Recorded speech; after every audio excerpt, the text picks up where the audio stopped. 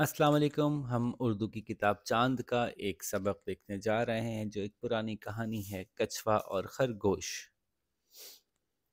بہت مشہور کہانی ہے، آپ نے بہت دفعہ سنی ہوگی. ایک دفعہ پھر سن لیجئے اور اچھے سے پڑھ کے بھی دکھائیے. تو شروع کرتے ہیں. ایک دفعہ کا ذکر ہے، خرگوش اور کچھوے میں دوڑ کا مقابلہ ہوا. اب دیکھیے، میں اس کو ایسے پڑھوں گا، جہاں مشکل ہوگی وہیں سمجھاؤں گا، باقی تو آسان سی کہانی ہے. ایک دفعہ کا ذکر ہے، خرگوش اور کچھوے میں دوڑ کا مقابلہ ہوا. خرگوش نے کہا، تم اتنے سست ہو اور میں بہت تیز رفتار ہوں.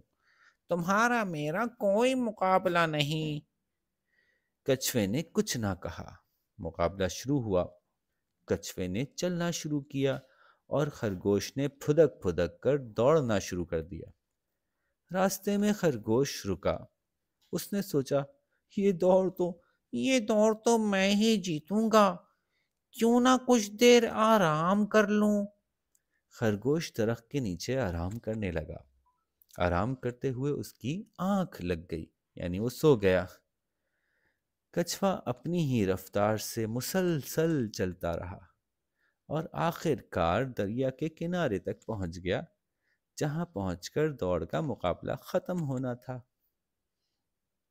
جب خرگوش کی آنکھ کھلی تو اس نے پھر سے دریا کی طرف دوڑنا شروع کیا.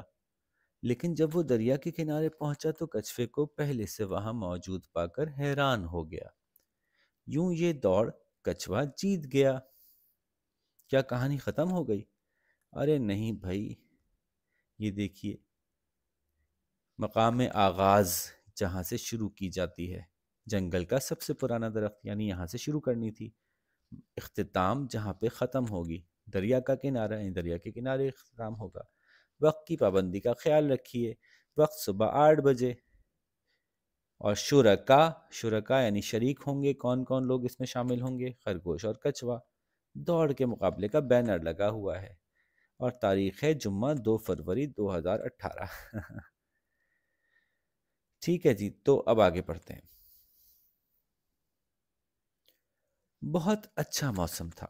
شام کو سب جانور اور پرندے اپنا کھانا کھا کر اور دانہ دن کا چگ کر مزے سے اچھل کود کر رہے تھے. دانہ دن کا جانوروں پرندوں کے لیے ہوتا ہے. کہا جاتا ہے کہ جو مختلف چیزیں چگتے ہیں، چگنا مطلب اپنی چونچ سے کھانا. اچانک خرگوش میاں پھدکتے ہوئے آئے اور کچھوے کا مذاق اڑانے لگے. بھائی میاں کچھوے، اگر میں تم سے کہوں کہ دریا کے کنارے تک پہنچو تو شاید تم کل شام تک پہنچو گے. ہا ہا ہا ہا ہا. خرگوش کی یہ بات سن کر اس کے کچھ دوستوں نے بھی ہنس کر کچھوے کا مذاق اڑانا شروع کر دیا. کچھوے میاں خاموشی سے سنتے رہے. خرگوش میاں پھر بولے، کیوں نہ مقابلہ ہی ہو جائے. کچھوے میاں نے کچھ سوچا اور بولے، ٹھیک ہے، جمعے کی صبح مقابلہ کریں گے. راتوں رات بھی گلہری نے بہت سے درختوں پر دعوت نامے کے پوسٹر بنا کر چپکا دیے. پوسٹر جیسے چپکے میں پوسٹر. گلہری وہ جو چھوٹا چوہے جیسا جانور ہوتا ہے.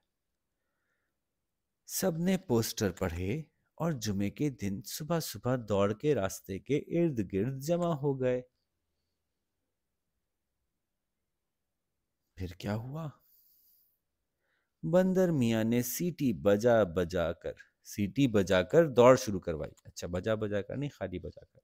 بندر میاں نے سیٹی بجا کر دوڑ شروع کروائی.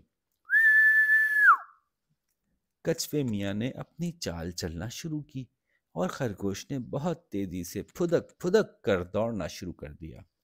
لومڑی، گیدڑ، ہاتھی، بنمانس، ریچھ، زیبرے، ہرن، زرافے، باراسنگھے اور بہت سے جانور یہ مقابلہ شوق سے دیکھ رہے تھے. اب یہ سارے جانور تو آپ جانتے ہی ہیں، تو اگر آپ نہیں جانتے تو اپنے ٹیچر سے کہیے گا کہ ذرا ان کی تصویریں تو دکھائیے. خرگوش کے سب دوستوں نے بہت شور مچایا. جیتے گا بھائی جیتے گا، خرگوش ہی بس جیتے گا، جیتے گا بھائی جیتے گا، خرگوش ہی بس جیتے گا۔ کچھوے میاں کے لیے ان کے دوست دل ہی دل میں دعائیں کر رہے تھے۔ کم تھے تو کم لوگ ہوتے ہیں نا، تو وہ پھر ڈر کے رہتے ہیں۔ انہیں اس کے جیتنے کا یقین نہیں تھا، مگر پھر بھی اس کی ہمت بڑھا رہے تھے۔ چلتے رہو، چلتے رہو، شاباش، کوشش کرو، تیز، تھوڑا سا اور تیز۔ خرگوش میاں دوڑ میں کافی آگے تھے، لہٰذا کہتے ہیں اس لیے، لہٰذا راستے میں ایک درخت کے نیچے آرام کرنے کے لیے رک گئے۔ درخت پر بیٹھی چڑیا بھی بولی، بھائی خرگوش، جی جی جی جی جی، بھائی خرگوش، پہلے دریا کے کنارے پہنچ جاؤ، پھر آرام کرنا۔ نہیں بھائی، میں تو آرام کر کے اٹھوں گا، تب بھی کچھوے میاں سے جیت جاؤں گا۔ یہ کہہ کر وہ مزے سے سو گیا۔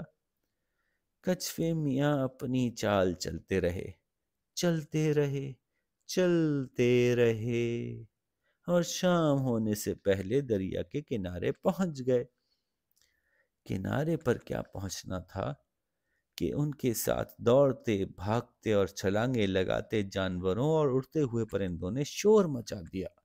کچھوے میاں جیت گئے، جیت گئے، کچھوے میاں جیت گئے، جیت گئے، جیت گئے۔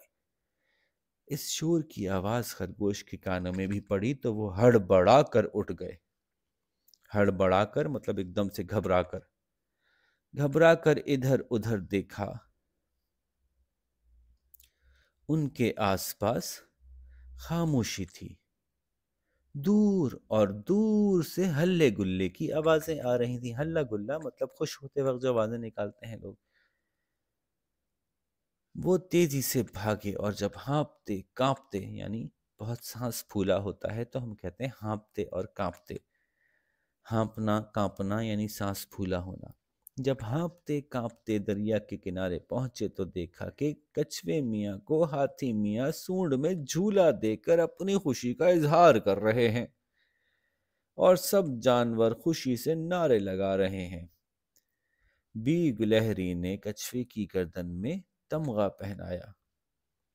تمغہ میڈل ہے نا، گولڈ کا میڈل ہوتا ہے بعض اوقات، اس میں اس کو گردن میں پہناتے ہیں جیتنے والے کے لیے۔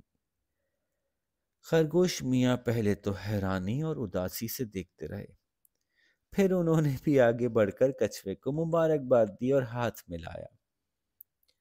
اچھے اسپورٹس مین وہی ہوتے ہیں کہ جب ہار بھی جاتے ہیں تو جیتنے والے کو مبارکباد دیتے ہیں، منہ بنا کر نہیں بیٹھتے۔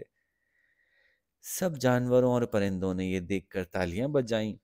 یوں سب جانور ہنسی خوشی واپس گھروں کو لوٹ گئے، ہے نا بھائی؟ اور کچھوے میاں نے کیا کہا ہوگا؟